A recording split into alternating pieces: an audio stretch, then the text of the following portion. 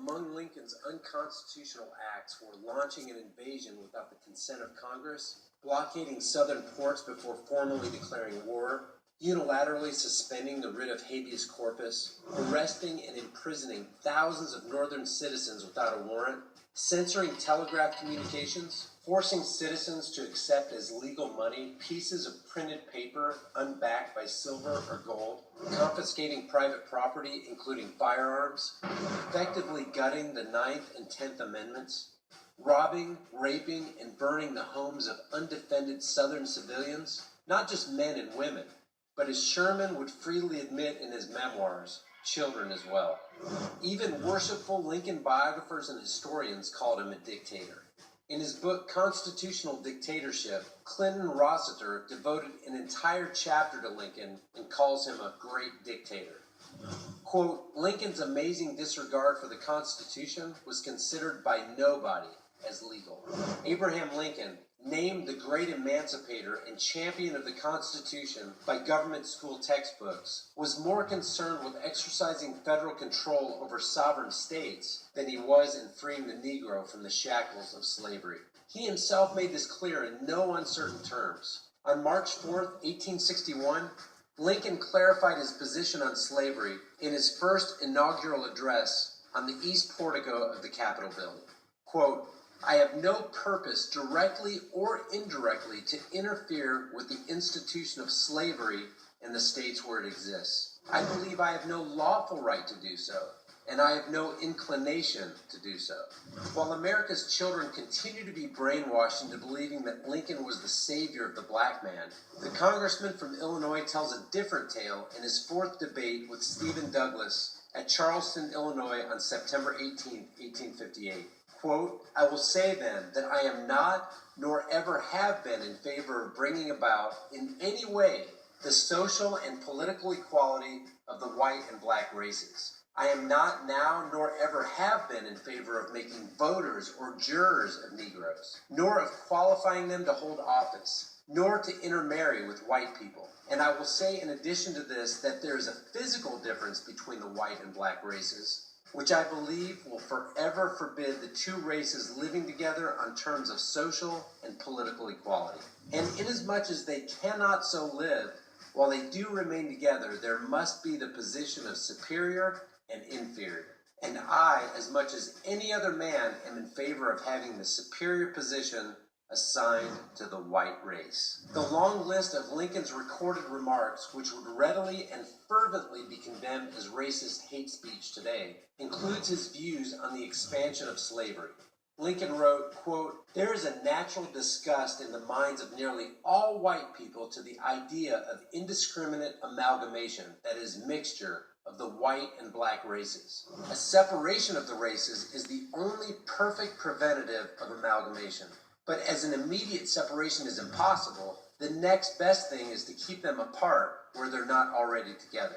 If white and black people never get together in Kansas, they will never mix blood in Kansas. On equality, Lincoln said, quote, I have no purpose to introduce political and social equality between the white and black races. There's physical difference between the two, which, in my opinion, will probably forever forbid their living together upon the footing of perfect equality, and inasmuch as it becomes a necessity that there must be a difference, I, as well as Judge Douglas, am in favor of the race to which I belong having the superior position. End quote. On interracial marriage, Lincoln said, our Republican system was meant for a homogeneous people. As long as blacks continue to live with the whites, they constitute a threat to the national life. Family life may also collapse, and the increase of mixed breed bastards may someday challenge the supremacy of the white man. End quote.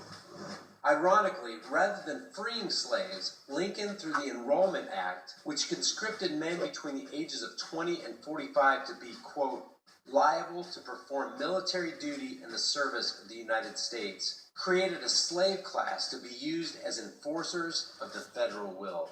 Though many erroneously believe that the Civil War was fought primarily over the issue of slavery, that notion is undermined by the well-publicized letter written to the New York Tribune's editor Horace Greeley on August 22, 1862, during the heart of the actual battle. In it, Lincoln himself reveals his real reason for initiating the conflict when he wrote, quote, "If I could save the Union without freeing any slave, I would do it. And if I could save it by freeing all the slaves, I would do it. And if I could save it by freeing some and leaving others alone, I would also do that. What I do about slavery and the colored race, I do because I believe it helps to save the Union." End quote. His focus was and had always been on saving or strengthening the Union and therefore the power of the federal government, not on extending a hand to lift the black man from the plight of his slavery.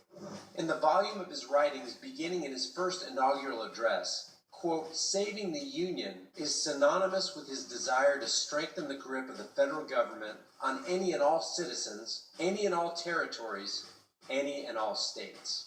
State secession, as addressed in his speeches, was not only undesirable, it was unacceptable. And if it came to one state's desire to separate from his union, he would, as seen by his instigation of the War of Northern Aggression, set out to teach them a lesson with the strong arm of federal power.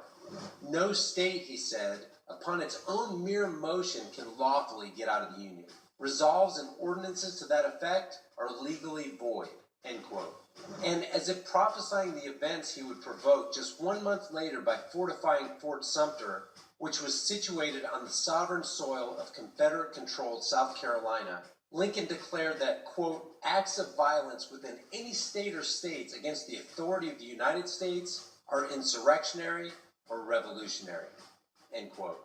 He also conveniently mentioned 40 days before the battle at Fort Sumter, quote, "There needs to be no bloodshed or violence, and there shall be none, unless it be forced upon the national authority." In April 1861, after repeated calls by the South Carolina government to evacuate Union troops from the newly seceded region went unheeded, Lincoln took opportunity to knowingly incite the South Carolinian troops to use force upon the national authority by sending supply ships to fortify Union-controlled Fort Sumter in Charleston Harbor. After Confederate troops fired on Fort Sumter, Lincoln, 18 days later, admitted in a letter to Captain G.B. Fox that he expected the retaliation, which he then used as the pretext to garner Northern support and launch a full-scale war against his own countrymen.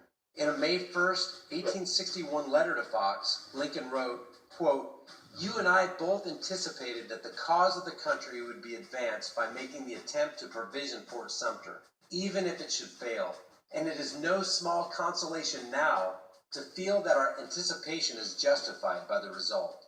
That result is what we now know as the Civil War.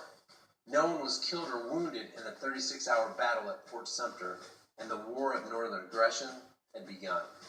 The Lincoln myth today serves the purpose of the regime, both Democrat and Republican. It serves the purpose of the regime in which power is completely centralized, in which decentralization of power is viewed as suspect. People who promote a centralized authority claim that those who object to it must want to bring slavery back if they favor states having sovereign power. It is Lincoln who inaugurates this version of the United States, a version that is completely at odds with liberty. Those who want to exercise unchecked power over the American public continue to foster these myths. Years before the war, Lincoln sternly threatened, quote, "The Union in any event will not be dissolved. We don't want to dissolve it, and if you attempt it, we won't let you. With the purse and sword, the Army and Navy and Treasury in our hands and at our command, you could not do it," end quote. For Lincoln, contrary to popular history, government was a federal proposition that would be imposed with tyrannical fervor upon those who did not want it. And apparently, it mattered not how many souls had to die to accomplish his objective.